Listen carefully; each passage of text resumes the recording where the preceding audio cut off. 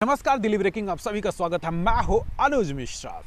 राजनीतिक विश्लेषण करने के लिए आज हमारे साथ मौजूद है डॉक्टर सत्यपाल भारद्वाज। और ये नाम बेहद जरूरी है क्योंकि जिस तरह से चुनाव से ठीक पहले जब हमारी इनकी मुलाकात हुई थी तब भी इन्होंने कहा था कि भारतीय जनता पार्टी में किस तरह से जो है राजनीतिक समीकरण बनेंगे और चुनावी उम्मीदवार जो है वो जीत तय करेंगे। आज एक बार फिर चुनावी जीत के बाद जिस तरह से नजफगढ़ में आम आदमी पार्टी का सुपड़ा साफ हुआ है, 3-0 से भारतीय जनता पार्टी ने बढ़त हासिल की है, उस पर क्या विचार रखेंगे और आखिर ऐसा क्यों हुआ? डॉक्टर, कैसे लग रहा है ये 3-0 की अजय बढ़त? सबसे पहले तो मैं आपका आभार व्यक्त करता हूं कि चुनाव से पहले भी हमने इसी तरह यहाँ बैठ के एक समीक्षा की थी हमने, और आज हम चुनाव के पश्चात भी एक समीक्षा के लिए आज बैठे हैं। 3-0 जो आंकड़े रहे नजफगढ़ में, जहां से मंत्री हैं, विधायक 2 बार, इतिहास बनाया, फिर भी मतलब आम आदमी पार्टी का सुपड़ा साफ और भारतीय जनता पार्टी 3-0 से अजय बढ़त में। अनुज जी, सबसे पहले तो मैं आपको ये बता दूं कि ये जो क्षेत्र है, ये विधानसभा है, ये भारतीय जनता पार्टी समर्थकों की या उस विचारधारा को मानने वाले लोगों का गढ़ है। ये एक तात्कालिक एक बीच में इंटरप्शन आया और आम आदमी पार्टी का जो क्षेत्रीय विधायक के कारण से जो थोड़ा यहाँ ये भाजपा का वोट प्रतिशत कम हुआ, लेकिन सच तो ये है कि ये लोग विचारशील और राष्ट्रवादी लोगों का क्षेत्र है। और ये सिद्ध भी हो गया है कि दिल्ली का एक कद्दावर मंत्री इस क्षेत्र का विधायक, और उसके बावजूद भी सच तो ये कि 4 में से 4 भाजपा, क्योंकि जो मिस्टर तरुण यादव की जो इस तरह से उसको जीत के आना पड़ा, ये एक हमारे लिए अंत सोचने की एक विषय है कि उसको क्यों नहीं हमने सीट दी। लेकिन ये क्षेत्र भाजपा के लिए ही कहा गया और आगे भी रहेगा। ये एक संकेत भी है 2024 का, ये एक संकेत भी है आने वाली विधानसभा का भी, कि यहाँ के लोग केजरीवाल की जो फ्री की जो एक सोच है उसको ये लोग नहीं मानते, या सहमत कम है, या इस बात पे ज़्यादा नहीं है, वो राष्ट्रवाद के साथ। डॉक्टर साहब, आपको 2 मिनट के लिए इसलिए बीच में इंटरप्ट कर रहा हूँ कि मैं ये जानना चाहता हूँ कि नजफगढ़ विधानसभा में आम आदमी पार्टी की रणनीति फ्लॉप हुई है या नजफगढ़ विधानसभा में विधायक की अनुपस्थिति ने लोगों को भारतीय जनता पार्टी के पक्ष में वोट डालने के लिए मजबूर किया है? मैं ये जानना चाहता हूँ इस समीकरण को। देखिए, हर पार्टी के चुनाव के जब प्रत्याशी घोषित होते हैं उनमें अपनी रणनीति सब बढ़िया ही बनाते हैं, और कई बार ऐसा भी होता है कि हम जो क्षेत्रीय विधायक सोच के चलता है वो ऊपर से पार्टी उसको नहीं दे पाती, थोप देती है। हर पार्टी में ऐसा संभव है, तो हो सकता है इनकी पार्टी में भी कुछ ऐसा हुआ हो, लेकिन जो ज़मीन पे दिखना चाहिए वो ये है कि आम आदमी पार्टी का जो चुनाव प्रचार था या प्रत्याशियों का जो एक ज़मीन से जुड़ के लगाव था, लोगों तक पहुंचना, अपने विचार को प्रकट करना या वह अभिव्यक्ति की जो एक सोच है उसको व्यक्त करना, ये सब चीज़ों का अभाव था। और जब ये चीज़ें अभाव होता है तो चुनाव बड़ा इफेक्ट करता है इन चीज़ों को। और भारतीय जनता पार्टी तो एक वर्ल्ड वाइड पार्टी है, जिसका मतलब इतना बड़ा एक संगठन है, उसकी एक प्रक्रिया है। उस प्रक्रिया के तहत एक चीज़ तो आप मानिए कि यहाँ का कार्यकर्ता, पदाधिकारी, या आप दिल्ली स्टेट प्रदेश की बात करें या नेशनल लेवल पे बात करें, तो हम हर छोटे से छोटे चुनाव को भी बड़ी गंभीरता से लेते हैं। तो सब जब उम्मीदवारों की घोषणा हुई थी तो ये चर्चा हुआ था कि क्या कंडीशन हो सकते हैं। 2-1-1 की बात चल रही थी कि 2 जाट उम्मीदवार, एक भाजपा, एक ब्राह्मण और एक यादव, लेकिन भारतीय जनता पार्टी ने 4-0 किया, यानी 4 के 4 जाट उम्मीदवारों को मैदान में उतार दिया। उसके बाद बात हो रही थी कि शायद और जो जात के लोग होंगे वो उनसे नाराज हो जाएंगे और उनके विपक्ष में वोट करेंगे, ये बात चर्चाएं चल रही थी। लेकिन फिर भी जो परिणाम रहे वो 3-0 के पक्ष में रहा। इसको जातिगत समीकरण से एक बार समझाने की कोशिश करेंगे कि ये क्या था? देखिए, मैं व्यक्तिगत तौर पर तो मैं 36 बिरादरी के लिए बात करने वाले लोगों में रहा हूँ। मैं जातीय आधार पर ना कभी समीक्षा का ज़्यादा समर्थक रहा हूँ, लेकिन जब चुनाव आते हैं तो ये जाति और धर्म के ऊपर जो है ना, इस देश में ये दुर्भाग्यपूर्ण है कि बातें होती हैं, और बड़ी बड़ी पार्टियां भी इस विषय पर सोच के कहीं ना कहीं मतलब दिखती हैं ऐसा करते हुए। तो हम तो ये मानते हैं, यदि आप जाति को मानते हैं तो जातियों को महत्व भी देना चाहिए। और यहाँ जो आपने कहा कि 4-0 भारतीय जनता पार्टी की तरफ से 4-0, तो ऐसा सोचना वैसे मूल रूप से गलत भी था। यदि आप जाति को थोड़ा सा महत्व देते हैं तो लोगों को महत्व देना चाहिए, कार्यकर्ताओं को महत्व देना चाहिए। लेकिन पार्टी का निर्णय सर्वोपरि होता है। जब वो निर्णय हो जाता है तो उसके बाद फिर वो चीज़ पटाक्षेप हो जाता है और फिर कार्यकर्ता का दायित्व बनता है वो कमल के निशान के साथ काम करे और अपना पार्टी को जिताए या प्रत्याशी को जिताकर ऊपर भेजे। तो ये जातीय समीकरण जो है अच्छी स्थिति की बात नहीं है। आगे इसमें एक समाज में भेद पैदा लेकिन नजफगढ़ ने तो दर्शा दिया ना जी, जातीय समीकरण तो दिखाया। अगर जातीय समीकरण नहीं होता तो आज जो एक निर्दलीय हम बात कर रहे हैं वो यादव चुनाव नहीं जीते होते। तरुण मीना यादव या मीना तरुण यादव आज प्रत्याशी नहीं बनी, चुनावी मतलब पार्षद नहीं बनी होती, प्रत्याशी में गलत बोल रहा हूँ, पार्षद नहीं बनी होती, तब तो सुमन डागर ही हमारे बीच में होना चाहिए था ना। अगर जातीय समीकरण था तभी तो वो चुनाव जीत के आई हैं। देखिए, इस विषय पर मैं एक ही बात कहूँगा कि जो यादव समाज है हमारे यहाँ, जो इसमें नजफगढ़ विधानसभा की बात करें या मटियाला विधानसभा की बात करें, यही भी यादव समाज, जो इस हमारे इस क्षेत्र परिवेश में जो यादव समाज है वो एक संगठित समाज तो है। और जब बात खुल के जब ये होने लग जाए तो फिर वो लोग करते हुए भी दिखते हैं। इसी तरह से आप इस विषय को यूँ भी ले सकते हैं कि कमी तो ब्राह्मण लोगों की भी यहाँ नहीं है। और बहुत ही शिद्दत से मैं एक बात कहना चाहूँगा कि ब्राह्मण फिर भी औरों से ज़्यादा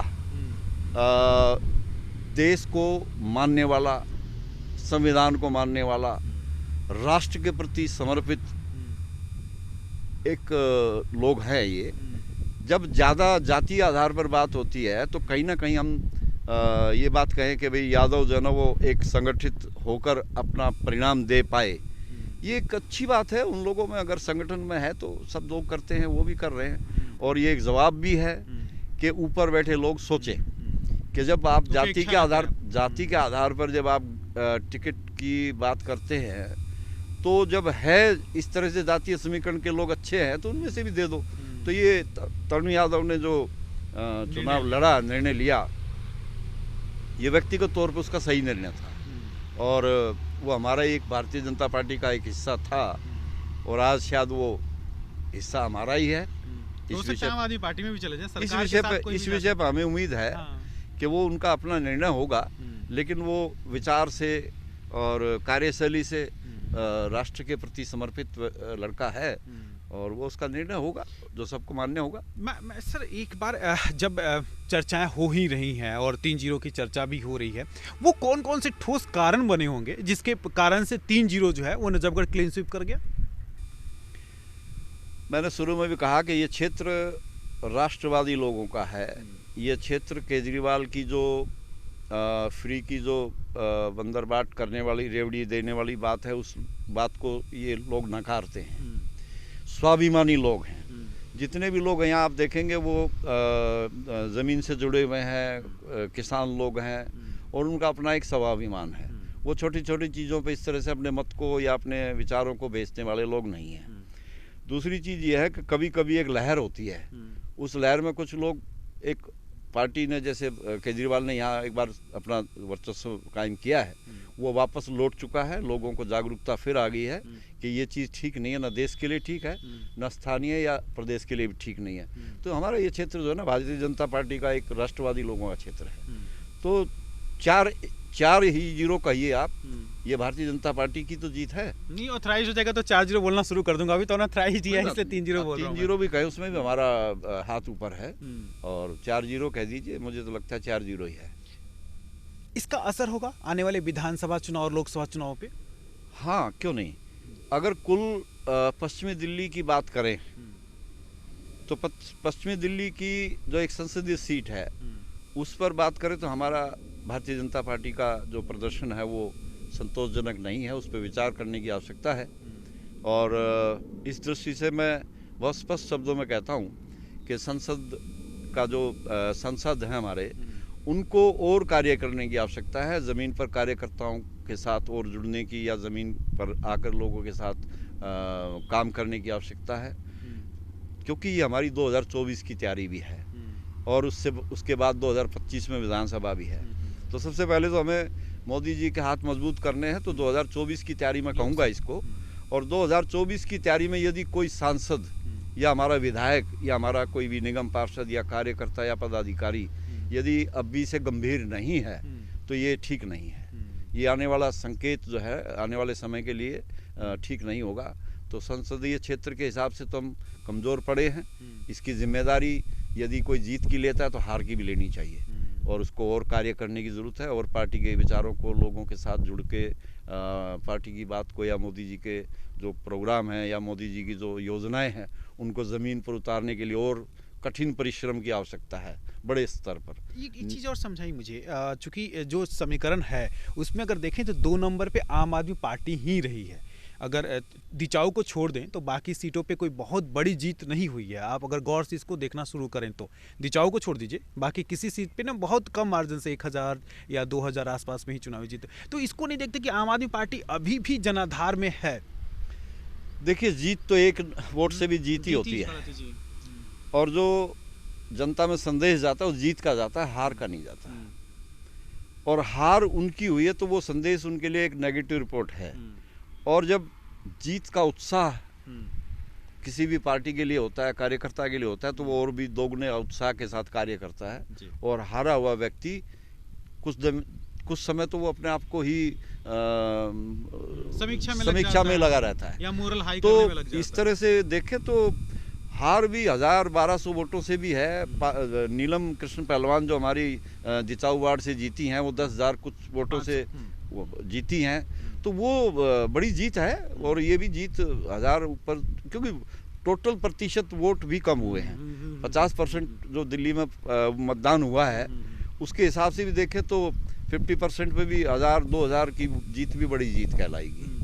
अच्छा, हम बात कर रहे थे कि 4-0 जो है वो नजफगढ़ में मतलब वो टिकट वितरण किया गया था। अब 3 जो है वो जाट उम्मीदवार हमारे चुनाव जीत चुके हैं, 1 जो है वो यादव भी जीत चुके हैं। तो कहा तो जा सकता है नजफगढ़ जाट बहुल क्षेत्र है, समीकरण तो ही बता रहा है। देखिए, कई बार ना व्यक्ति की एक प्रत्याशी के लिए व्यक्ति भी चुनना पड़ता है। तो ज़्यादातर लोग जब पद पे या राजनीतिक दृष्टि से एक्टिव ज़्यादा हों तो उन्हीं में से कोई ना कोई प्रत्याशी चुनने की भी बाध्यता होती है। और मुझे लगता है कि इस क्षेत्र में जाट कम्युनिटी के लोग जो हैं बहुत ज़्यादा एक्टिव हैं, वो सक्षम भी हैं, उनमें एकता भी है। तो उस हिसाब से ये कह देना कि ये बाहुल्य है, बाहुल्य नहीं मान सकते इसको। बाहुल्य संख्या बल पे होगा। टिकट मिल जाना बाहुल्यता नहीं सिद्ध करता। सक्रियता उनकी अधिक है और लोगों को भी अपनी सक्रियता बढ़ानी चाहिए और लोगों को भी जो ना समाज के लिए राजनीति में आके जुड़ के काम करना चाहिए। तो ये तो इस पर भी डिपेंड करता है, बाहुल्यता मैं नहीं मानता।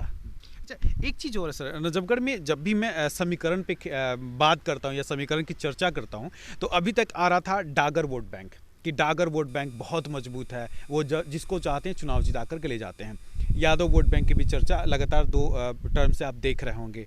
शौकीन वोट बैंक भी रहा है जो दिचाऊ का खास करके अपना वर्चस्व रहा है।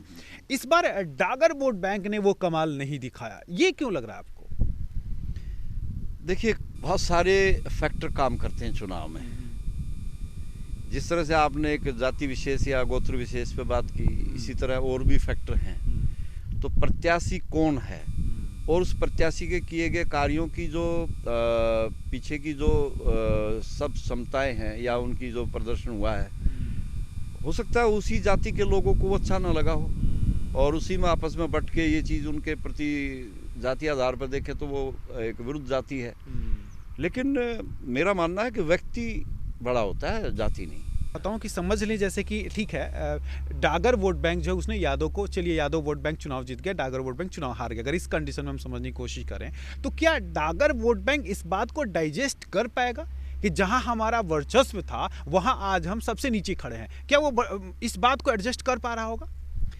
इस विषय पर मैं कई बार डागर भाइयों के साथ बैठ के हंसी मजाक भी करता हूँ। इनकी अच्छी वोट प्रतिशत है जाति आधार पर, गोत्र आधार पर मैं बात करूँ तो, लेकिन उतने ही नेता इनमें बहुत ज़्यादा है। आप नजफगढ़ विधानसभा की बात करें, भारतीय जनता पार्टी की बात करें, तो भारतीय जनता पार्टी के अंदर जो पद पे बैठे लोग हैं उनमें डागर भाइयों की संख्या बहुत ज़्यादा है। और जब ज़्यादा संख्या होती तो नेता की जो अधिक बर्तन होंगे तो खटकेंगे भी, वहाँ भी फिर व्यक्तिगत भी लड़ाई हो जाती है। जब ज़्यादा लोग होंगे तो उनमें से ये पाने की इच्छा भी कुछ लोगों की प्रबल होती है। तो इस आधार पर जो है ना ये चीज़ें होती रहती हैं, इनको मतलब ज़्यादा गंभीरता से ना लें तो ज़्यादा ठीक है, क्योंकि ये राजनीतिक दृष्टि से भी और सामाजिक दृष्टि से भी ठीक चीज़ नहीं है। इसको हम जो हो गया उसको भूले। चुनाव हो एक मतलब ये आयोजन था, लोकतंत्र का महापर्व था, इसमें सब ने अपना हिस्सा अपने अपने अनुसार लिया। उसमें एनालिसिस करने की बात करें तो आप जैसे पत्रकार लोग तो बहुत गहराई में बात करते हैं, लेकिन हम समाज की बात करेंगे। हम जो है उस बात को भूल के आगे के सफ़र की तैयारी करेंगे। 2024 की तैयारी हमारी। क्यों हार गए हम लोग चौथा सीट? इसको थोड़ा सा मैं समझना चाहूँगा। वो चौथी सीट हम हारे कहाँ हैं, वो भाजपा ही जीती है वहाँ भी। लेकिन भाजपा की प्रत्याशी तो हारी है ना। नहीं, भाजपा प्रत्याशी का मैं ज़्यादा इस पे कोई वक्तव्य देना नहीं चाहूँगा, क्योंकि वो मेरे लिए एक सम्मानित है, महिला है, और मैं महिलाओं का बड़ा आदर करता हूँ। मेरे लिए वो सम्मानित लड़की है। कई बार जब आपको ताकत मिलती है तो ताकत को प्रयोग करने में चूक नहीं करनी चाहिए। मुझे लगता है कहीं कोई चूक हुई है, और उस चूक के आधार पर ही अपने ही लोगों ने उनको ये कहा कि सत्ता के मद में कुछ ऐसा ना करो कि अपने ही रूठ जाए। अब सर ये मैसेज भी तो हो सकता है ना, जो मैसेज ईसापुर ने दिया है इस बार, बीजेपी को ही मैसेज दिया, बीजेपी के कैंडिडेट को घर बैठा दिया। एक मैसेज तो है सारे उम्मीदवारों के लिए, प्रत्याशियों के लिए, राजनेताओं के लिए कि भैया सत्ता मिलता है ना, तो फिर इस कैसे उसका प्रयोग करने आना चाहिए। भारतीय जनता पार्टी कार्यकर्ताओं को देवतुल्य शब्द से संबोधित करती है, और मेरा ये मानना है कि किसी भी पार्टी या किसी भी समाज के किसी भी दायित्व या संगठन के लिए जो उसका कार्य करता है वो सर्वोपरि होता है। कई बार गलती टिकट वितरण में भी होती है, प्रत्याशी चयन प्रक्रिया में भी कई बार धूल झोंक दी जाती है, ऊपर बैठे लोगों को भी गलत आंकड़े देकर उनको सम्मोहित कर लिया जाता है। लेकिन कार्यकर्ताओं का दायित्व है कि वो ज़मीन पर उस बात को शुद्ध करे। तो शुद्धिकरण हुआ है, कोई बात नहीं। तो शुद्धिकरण में जो है ना किसी का दोष हम नहीं मानते। गलत को गलत साबित करना एक अच्छी परंपरा है, लोकतंत्र के लिए अच्छा संकेत है। से बातचीत करने के लिए शुक्रिया। आपका बहुत बहुत धन्यवाद जो आपने समय दिया। नमस्कार, वंदे मातरम, जय भाजपा, तय भाजपा।